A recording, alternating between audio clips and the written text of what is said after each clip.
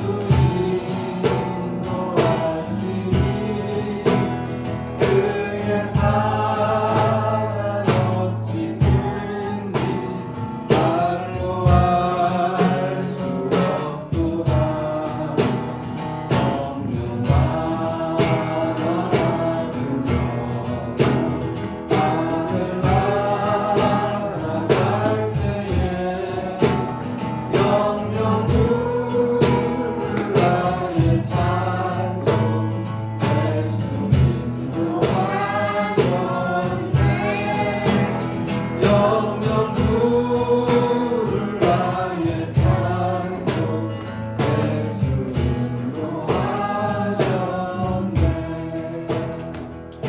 내 영혼이 은총이여 주만 되지 얻고 보니 슬픔만이 이 세상도 천국이고 바로다. 할렐루야 찬양하세. 내 모든 죄 사함받고 예수와 동행하니 그 어디나 하늘나라. 아멘. 오늘 하나님 말씀은 전도서 1장 2절입니다. 전도자가 이르되 헛되고 헛되며 헛되고 헛되니 모든 것이 헛되도다. 아멘. 오늘은 내 영혼이 디톡스라는 제목으로 같이 은혜를 나누고자 합니다. 전도서는 오늘 본문으로 이제 전도서를 시작하고 있습니다. 뭐라고요? 헛되고 헛되며 헛되고 헛되니 모든 것이 헛되도다. 1장에서 이렇게 선언하고 시작하고 있는데 마지막 12장에서도 다시 똑같은 말로 헛되고 헛되도다. 모든 것이 헛되도다.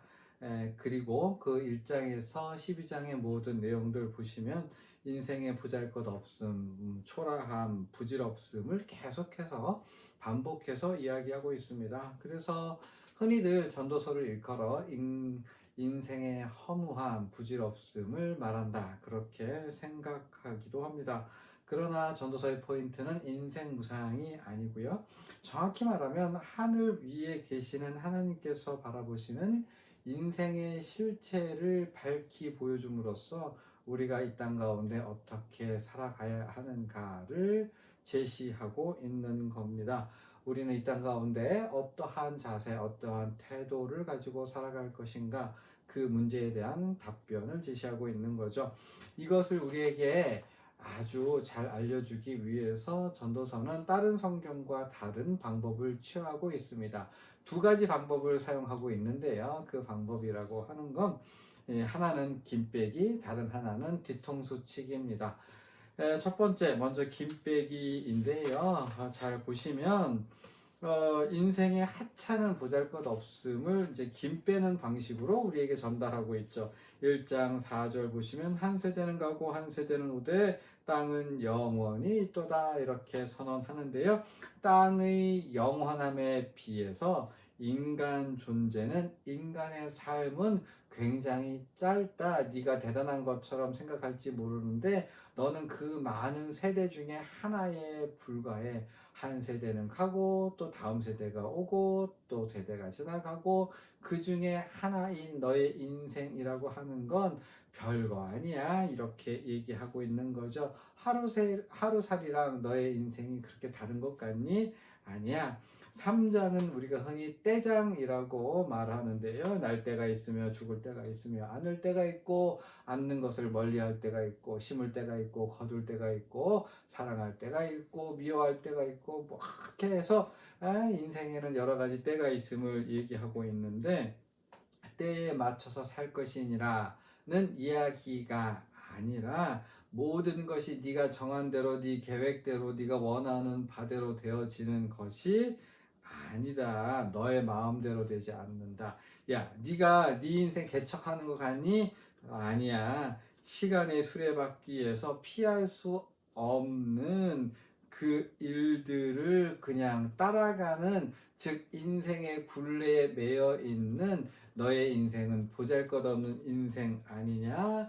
그래서 3장 19절에 보시면 인생이 당하는 일을 짐승도 당하나니 그들이 당하는 일이 일반이라. 인간이 대단하고 짐승보다 나은 것 같아? 아니지. 짐승도 죽음을 못 하는, 인간도 짐승과 똑같이 죽음을 피하지 못하잖아. 짐승도 죽고 너도 죽고, 죽음 앞에서 짐승이나 너나 다를 게 뭐냐, 그렇게 얘기를 하고요.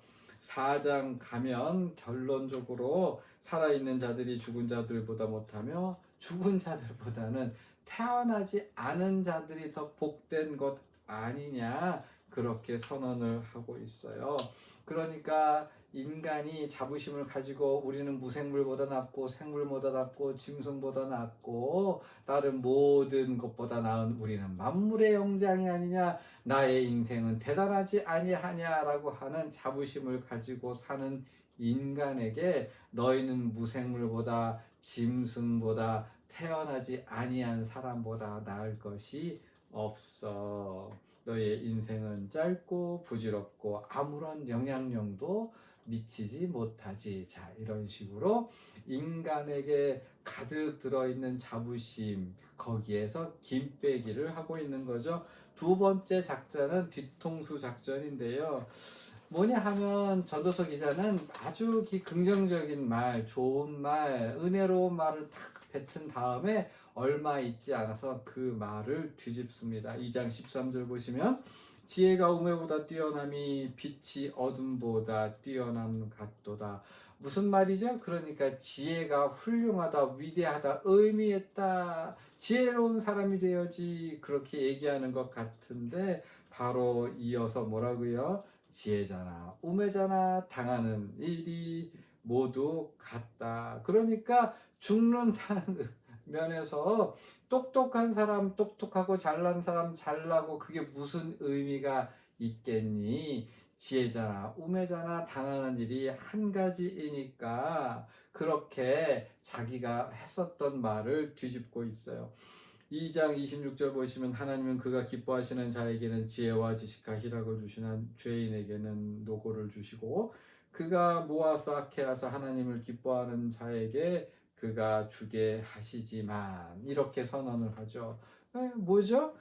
그러니까 하나님의 기쁘하심을 받는 자가 돼야지, 죄인이 되지 말아야지 라고 하는 아주 좋은 말을 하는 것 같지만 바로 이어서 뭐라고요? 이것도 헛되어 바람을 잡는 것이로다. 인생 가운데 지혜와 지식과 희락을 누리고 죄인으로 살지 아니하는 것이 괜찮은 것 같은데, 그럼에도 불구하고 전도서 기자는 그게 죄인들하고 그렇게 차이가 나니? 그런 식으로 뒤집어내고 있는 거죠. 4장을 보면요, 가난하여도 지혜로운 젊은이가 완고한 왕보다 낫다고 선언하지만 바로 이어서 뭐라고요? 이것도 헛되어 바람을 잡는 것이라고 말하고 8장 13절 보시면 악인은 잘되지 못하고 장수하지 못한다, 그렇게 얘기하고요.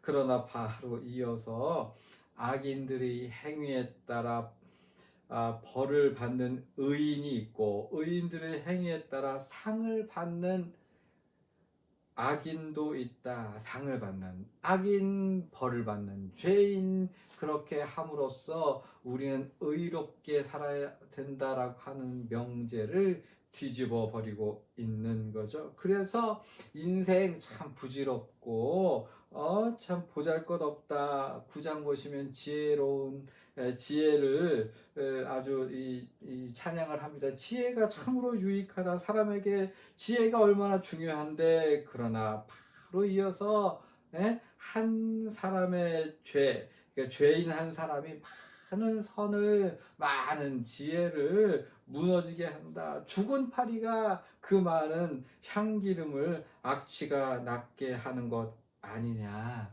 이 모든 말 정리해서 아주 쉽게 말하면 이런 방식으로 말하는 거예요. 야, 공부 열심히 해. 좋은 대학 가야지. 화이팅!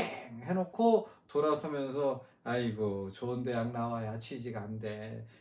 취직해도 뭐 집 못 사지. 집을 사도 너 장가 못 가지. 뭐 이런 식으로 얘기를 하는 거죠. 야, 또 이렇게 성실과 정직, 성실하게 살면 잘 된다.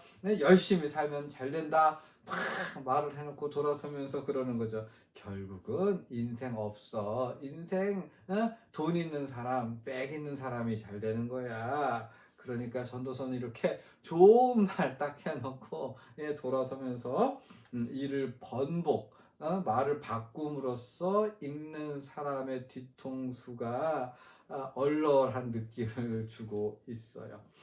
자, 그렇게 이제 이 전도서는 두 가지 방식, 하나는 긴 빼기, 다른 하나는 뒤통수 치는 방식으로 여러 가지 말들을 계속해서 반복해서 같은 메시지를 반복해서 우리에게 전달하고 있는데, 궁극적으로 이 두 가지 방법을 통해서 우리에게 전달하는 메시지가 무엇일까요? 뭡니까?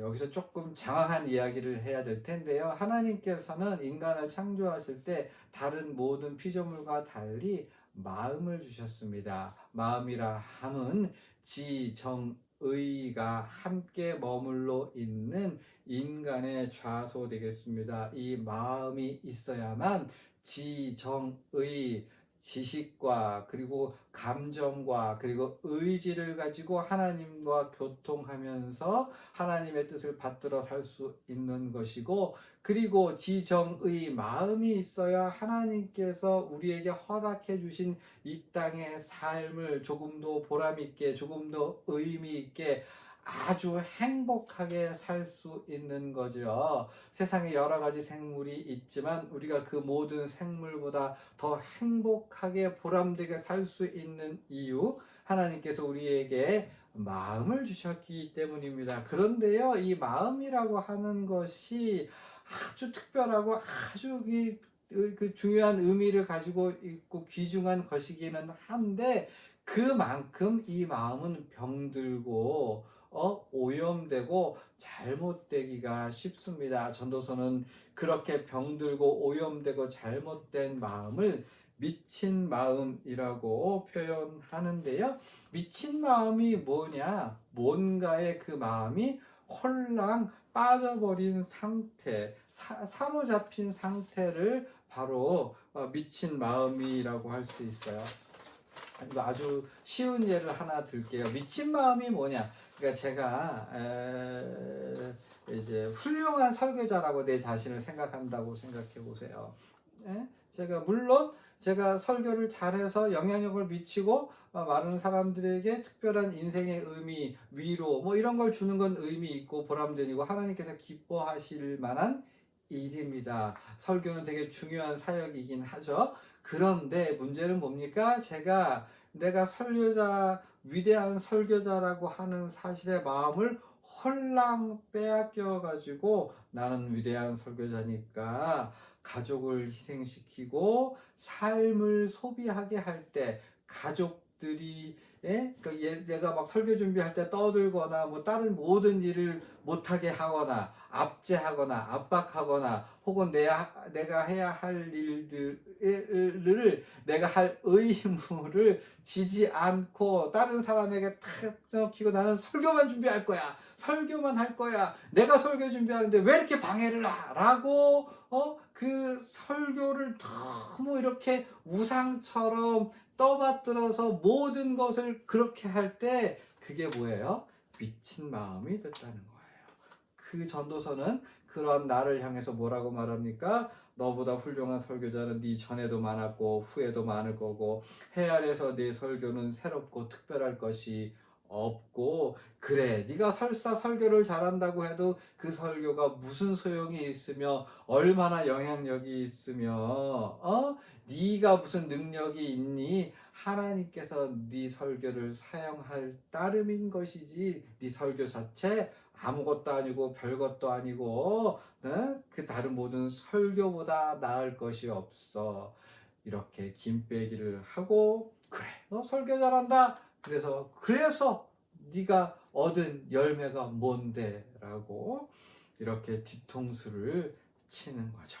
사람은 사실 자기 효능감, 자부심을 가지고 살죠. 그게 없으면 안 되겠죠. 나는 옷을 잘 입어, 나는 이 정도 되는 사람이야, 내 인생에서 이건 내가 결코 양보할 수 없어.